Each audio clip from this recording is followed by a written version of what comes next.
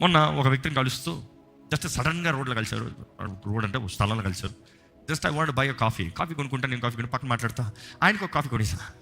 కొన్న తీసుకున్న తర్వాత తీసుకున్న ఆయన మొహమాట కొంతమంది ఉంటారు కదా, మొహమాట నేను కడతాను ఎప్పుడో కట్టేసాను, అయిపోయింది. మళ్ళీ ఆయన కట్టేది ఏంటి? అర్థమవుతుందా?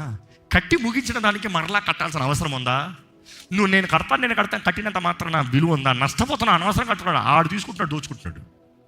ఈరోజు క్రీస్తు నీవు చేయాల్సిన కార్యములన్నింటికి వెల చెల్లించేశాడు. Paid in full. ఇట్స్ పేడ్.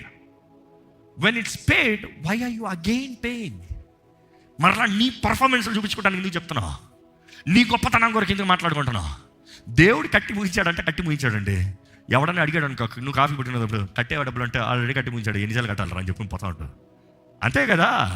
దేవుడు నీ కొరకు కట్టిన దానికి నువ్వు ఎందుకు మరలా కడతావు? అడుగు, నా దేవుడు కట్టాడు కాబట్టి అడిగి చూడు, నా దేవుడిని అడిగి చూడు. పోయి ఆయన అడిగా ధైర్యంగా చెప్పు. God has paid the price for you.